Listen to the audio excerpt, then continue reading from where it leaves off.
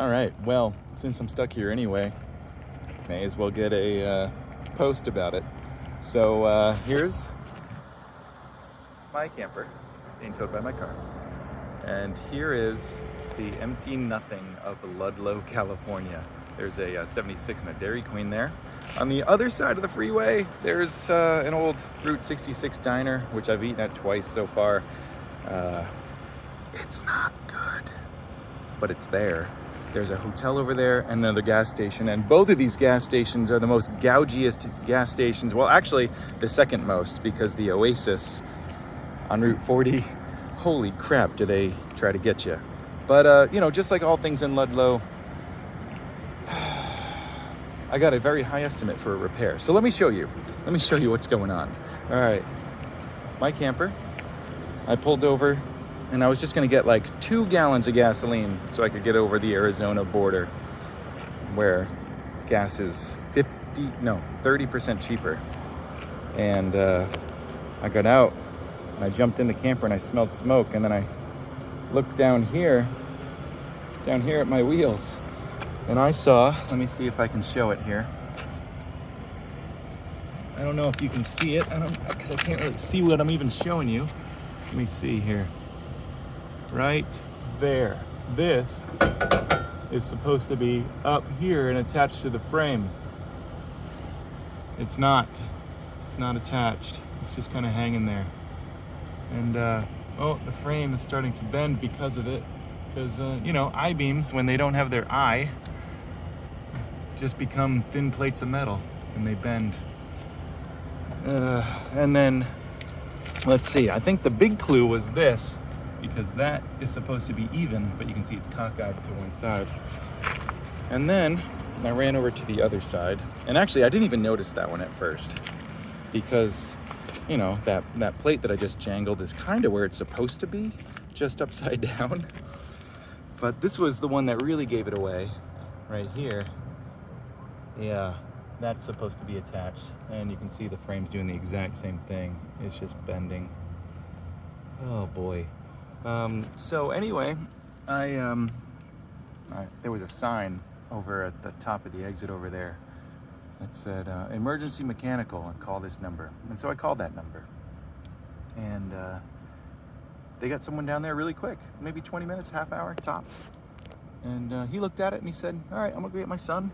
He's a certified welder, or a licensed welder, or something like that. And so he came down and they started looking at stuff. And first off he said, well, it's gonna be probably 12 hours, 6 hours per side to take those axles off and lift it up and start welding the frame back together. And we're gonna have to do a parts run, but hold on, it was gonna be 16 and change for the labor, because they're saying 12 hours times the 150 or whatever it happens to be. And then he said, plus parts and materials, so they need some iron to fix the I-beams. They need some welding material. What else do they need? And then they were going to completely redo the suspension because those springs are probably fried. And so then he's saying the parts run's gonna be $400 just for the drive, because they gotta go all the way back to Hesperia for the parts. That's where the stuff is. And so I'm thinking, oh, okay, it's gonna be like $2,000. And I resigned myself to that. And I camped overnight and just said, you know what, it's gonna cost a little bit, but at least I'll get moving, hopefully the next day or two. And then he showed up around 7 o'clock this morning, started poking around, putting it up on jacks. I went over to the cafe for the second meal. The first meal was better. Breakfast was just disappointing. It cost more than dinner. And it was just bad.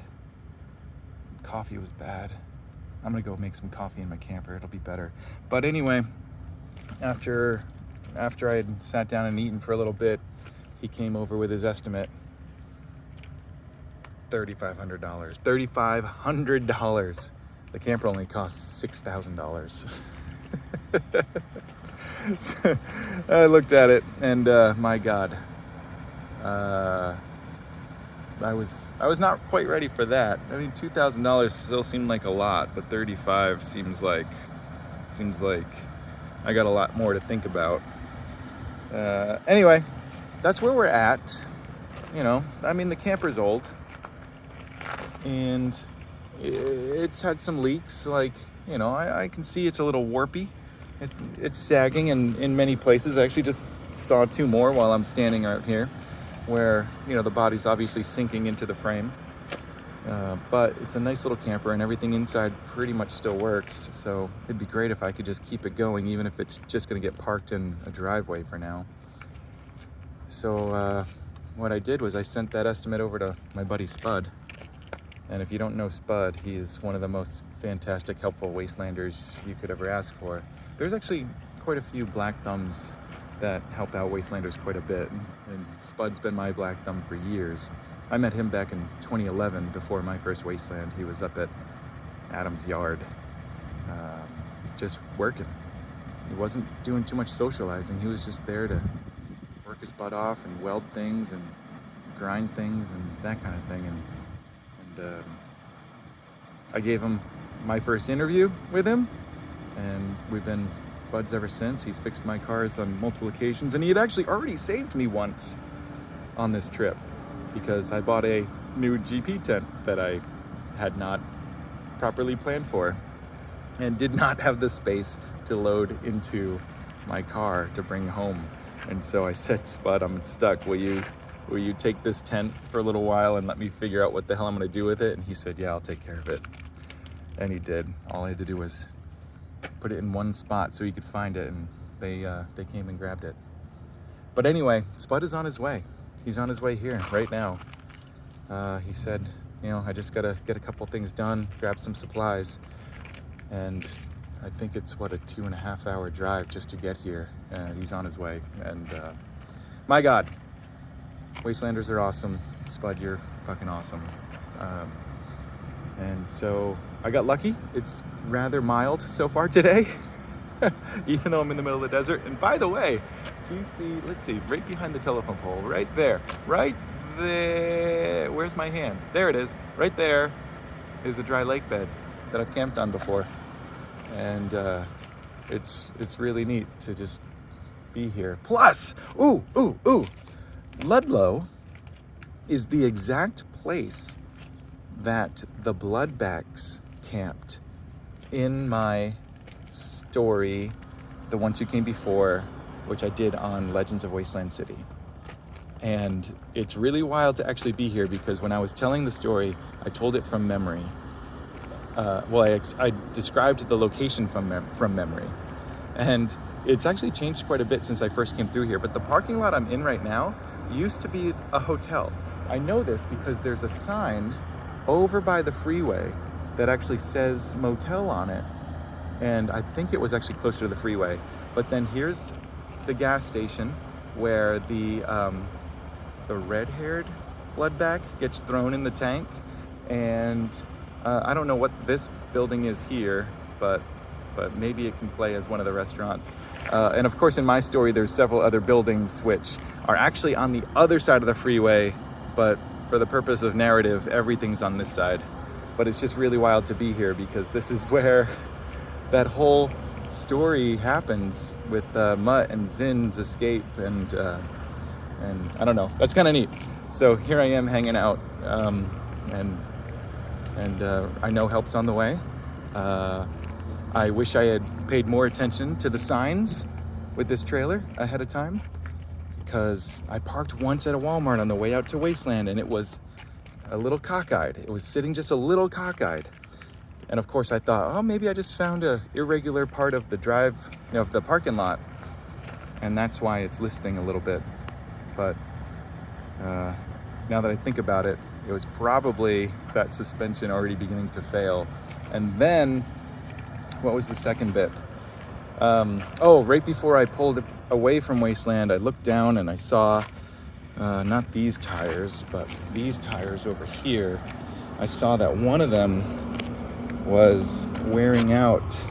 Yeah, these tires are only 2 years old, and this side is all smooth and this side has full tread. So, you know, it's obviously sitting cockeyed somehow, and that's the second sign that I ignored. I thought it must have just been, you know, maybe the axle was sitting slightly crooked or something like that, but gotta pay attention to this stuff. These trailers, man, they're expensive, but they're made cheap and they're put on cheap frames. They're definitely not made to handle this amount of weight for this long, and definitely not made to travel down Rosewood a couple times a year. So anyway, I'll give you guys some updates. I'm not sure when Spud's gonna get here, but so far I've got my camper. Wasteland continues. I'm gonna go in there and start looking at some footage from this year and maybe work on that build week video that I have already got started. And other than that, it's good to have good friends. And you know, people have already been checking in on me and writing on the post and offering whatever help they can, and it does mean a lot to me. So thank you guys, and hopefully I'll make it home. All right, that's it for now.